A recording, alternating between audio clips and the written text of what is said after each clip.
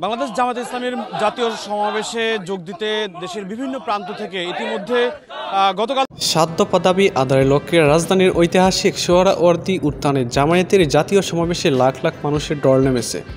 সমাবেশ শুরুর 6 ঘন্টা আগেই দলটির নেতাকর্মী ও সমর্থকদের উপস্থিতিতে প্রায় খানায় পরিপূর্ণ হয়ে গেছে সোহরাওয়ার্দী উদ্যান। এছাড়া সোহরাওয়ার্দী উদ্যানের বাইরে হাজার হাজার জামায়াতের নেতাকর্মী অবস্থান করছেন। দেশের বিভিন্ন জেলা থেকে বাস, ট্রেন ও লঞ্চে করে আসা নেতাকর্মীরা রাজধানীতে এসে মিছিল সহকারে সমাবেশস্থলে প্রবেশ করেছেন। নেতাকর্মীদের অনেকের হাতে তাদের দলীয় প্রতীক দাঁড়িপাল্লা শোভা পাচ্ছে।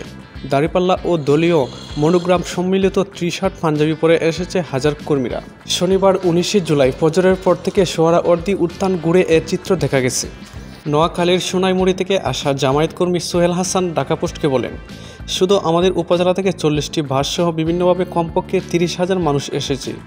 সিরাজগঞ্জ থেকে আসা জামায়াতের কর্মী এরশাদ আলী বলেন, বাসে করে ট্রেনে 30 থেকে 40,000 নেতাকর্মী আমরা সিরাজগঞ্জ থেকে এসেছি। অনেকেই রাত থেকে সোহরাওয়ার্দী উদ্যানে অবস্থান করেছেন। অন্যদিকে 7 দফা দাবি আদায়ের লক্ষ্যে রাজধানীর ঐতিহাসিক সোহরাওয়ার্দী উদ্যানে বাংলাদেশ জামায়াত ইসলামী জাতীয় সমাবেশ সফল করতে দায়িত্ব পালন করছে 20,000-এর মতো স্বেচ্ছাসেবক।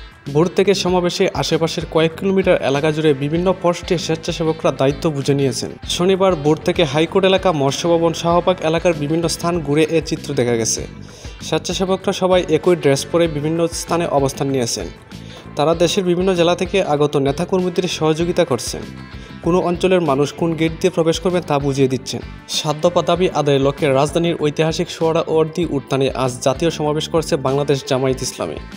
দাবিগুলোর মধ্যে রয়েছে অবাধ, সুষ্ঠু, নিরপেক্ষ ও শান্তিপূর্ণ নির্বাচন অনুষ্ঠানের লেভেল প্লেয়িং ফিল্ড নিশ্চিতকরণ, সব গণহত্যার বিচার, প্রয়োজনীয় মৌলিক সংস্কার, জুলাই সনদ ও ঘোষণাপত্র বাস্তবায়ন, জুলাই অভ্যুত্থানে শহীদ ও আহতদের পরিবারের পুনর্বাসন, সংখ্যানুপাতিক পিআর পদ্ধতিতে জাতীয় নির্বাচন ও 1 কোটিরও বেশি প্রবাসী ভোটারদের অধিকার নিশ্চিতকরণ।